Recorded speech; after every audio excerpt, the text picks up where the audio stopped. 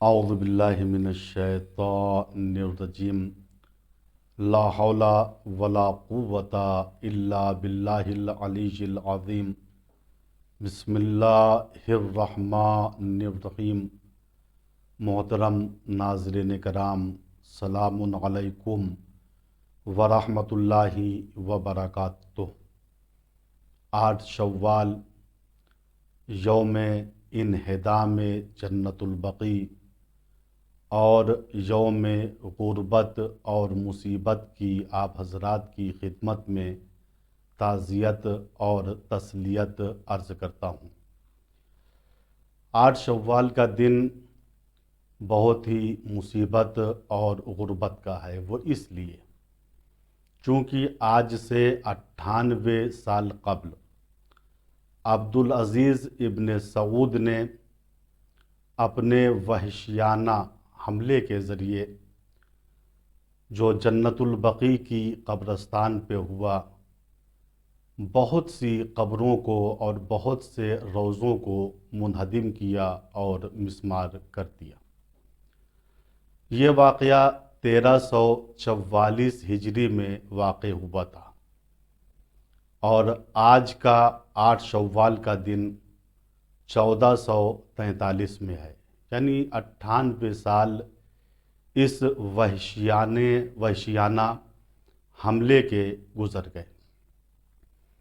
اور بہت افسوس کے ساتھ عرض کرنا پڑتا ہے کہ وہ لوگ جو اپنے کو مسلمان کہہ رہے ہیں، جو اپنے کو دیندار کہہ رہے ہیں، وہ آج بھی اس وہابی فکر کی ہمدردی میں لگے ہوئے ہیں۔ قبروں کے انہدام سے ان کا مقصد کیا تھا؟ اصل میں کچھ لوگوں کا تصور یہ ہے، اگر ہم روضوں کو منہدم کر دیں گے، قبروں کو مسمار کر دیں گے، تو جن کی قبریں مسمار ہوئی ہیں، جن کے روضے منہدم ہوئے ہیں، ان کی یادیں لوگوں کے دلوں سے محو ہو جائیں گی، ان کا ذکر ختم ہو جائے گا۔ لیکن یہ ان کی خام خیالی ہے، چونکہ بعض اللہ کے بندے وہ ہیں جن کے ذکر کو بلند کرنے کے لیے اللہ نے خود ضمانت لی ہے۔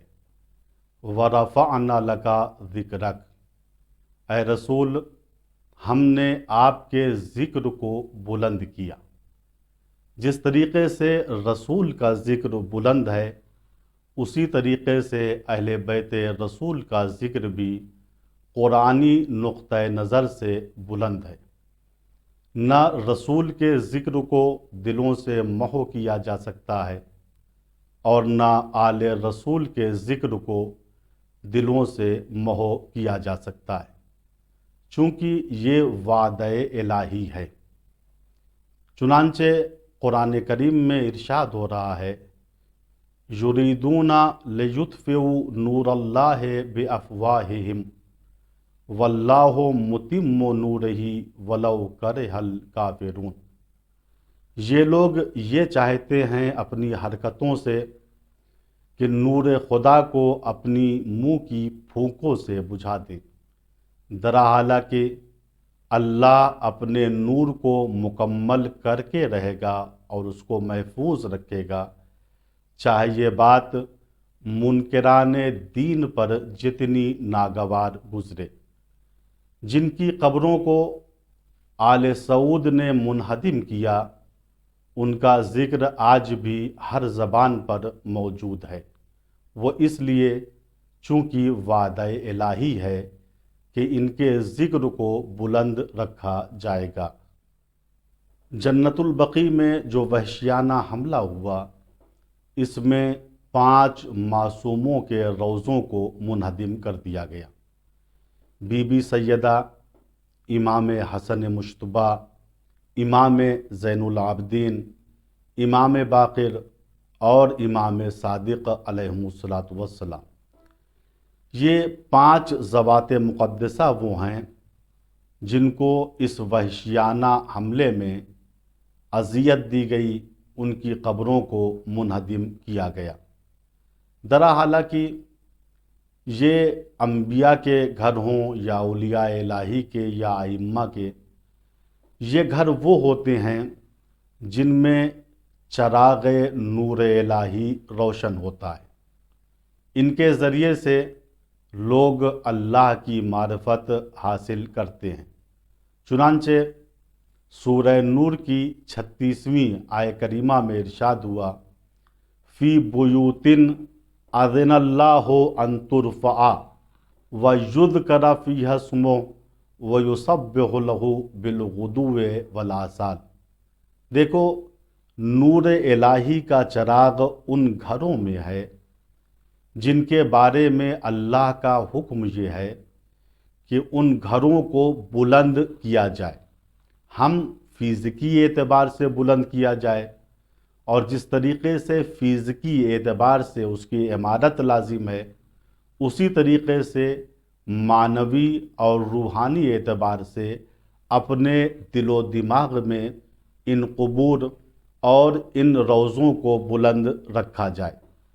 لہٰذا یہ قرآن کا حکم ہے کہ اللہ نے ان گھروں کے بارے میں اذن دیا ہے، حکم دیا ہے کہ ان کی عمارت بنائی جائے، ان کو بلند کیا جائے، اور یہ گھر وہ ہیں جن میں اللہ کی تسبیح ہوتی ہے، اور ایسے افراد ان گھروں میں رہتے ہیں جو اللہ کا ذکر صبح اور شام کرتے ہیں۔ یہاں سے یہ بات سمجھ میں آتی ہے کہ جن گھروں میں نور الہی کا چراغ ہو، اس کی بلندی اور اس کی عمارت لازم اور واجب ہے۔ جب یہ آیہ کریمہ رسول اسلام نے اصحاب کے سامنے پڑھی تو ایک شخص نے پوچھا، یا رسول اللہ، ایو بیوتن ہذہ، جن گھروں کی بلندی کا اعتراف ہمارے اوپر لازم ہے وہ گھر کون سے ہیں؟ یا رسول اللہ بتائیے، وہ گھر جس میں نور الہی کا چراغ جل رہا ہے وہ کون سا گھر ہے؟ حضور پاک نے فرمایا، بیوت الانبیاء، جن گھروں میں نور الہی کا چراغ جل رہا ہے وہ بیوت انبیاء ہیں، انبیاء کے گھر ہیں، ان کی بلندی کا اعتراف اور ان کی تعمیر لازم اور ضروری ہے۔ اتنے میں رسول کا ایک صحابی کھڑا ہوا اور اس نے علی و فاطمہ کے گھر کی طرف اشارہ کر کے کہا، یا رسول اللہ، ہذہ البیوت یا ھذا البیت منہا، اے رسول اسلام، کیا علی و فاطمہ کا گھر بھی انبیاء کے گھروں جیسا ہے کہ اس میں نور الہی کا چراغ ہے، اس کو بلند و بالا کرنا ہمارا فریضہ ہے؟ رسول نے فرمایا، نعم، یہ بھی انہی گھروں میں سے ہے، بل من افاضلہا، بلکہ علی و فاطمہ کا گھر انبیاء سے افضل ہے۔ تو عزیزو، اس آیہ کریمہ کے تحت اور اس روایت کے تحت علی و فاطمہ کا گھر بلند رکھنا، اس کی تعمیر کرنا، اس کی حفاظت کرنا، یہ قرآن کا حکم ہے۔ اور رسول اسلام کی ایک حدیث ہے جس میں آپ نے فرمایا کہ جس نے میری زیارت موت کے بعد کی، وفات کے بعد کی، گویا اس نے میری زیارت زندگی میں کی۔ چونکہ ہمارا مرنا اور زندہ رہنا مساوی ہے، ہماری بشریت مرتی ہے لیکن رسالت باقی رہتی ہے۔ اسی طریقے سے امام جعفر صادق علیہ الصلوۃ والسلام ارشاد فرماتے ہیں کہ جس نے ہم اہل بیت کی زیارت ہماری شہادت اور وفات کے بعد کی، گویا اس نے ہماری زیارت ہماری زندگی میں کی۔ تو اس حدیث سے ظاہر یہ ہے، جس طریقے سے انبیاء جب حالت حیات میں ہوں، ائمہ جب حالت حیات میں ہوں، تو ان کے گھروں کا احترام لازم، واجب اور ضروری ہے۔ اسی طریقے سے ان کی وفات اور ان کی شہادت کے بعد ان کی قبروں کا احترام، اس پر روضے کی تعمیر لازم اور ضروری ہے۔ چونکہ قرآن کہہ رہا ہے فی بیوتن اذن اللہ ان ترفع، ان گھروں میں، انبیاء کے گھروں میں، اولیاء کے گھروں میں، ائمہ کے گھروں میں اللہ کی اجازت اور اس کا حکم یہ ہے کہ ان گھروں کی بلندی کا اعتراف کیا جائے، لہٰذا ان کے گھروں کو زندگی میں ان کی گرانا یا ان کی شہادت کے بعد ان کے روضوں کو منہدم کرنا شرعی اعتبار سے حرام اور ناجائز ہے۔ اور کتنی بڑی بات ہے کہ بی بی سیدہ کی قبر کو منہدم کیا گیا، آپ کو زندگی میں بھی سکون نہ ملا۔ ابھی آپ کے بابا کی وفات ہوئی تھی کہ آپ کے دروازے پر آگ اور لکڑیاں اکٹھا کی گئی اور کہا گیا سیدہ ابو الحسن کو گھر سے باہر نکالو ورنہ ہم گھر میں آگ لگا دیں گے۔ بی بی کہتی ہیں کیا تم اس گھر میں آگ لگا دو گے جس میں رسول اللہ کی چھوٹی چھوٹی امانتیں ہیں، حسن ہیں، حسین ہیں؟ باہر سے آواز آتی ہے وَإِن کان، اگرچہ حسن حسین ہی کیوں نہ ہوں ہم گھر میں آگ لگا دیں گے۔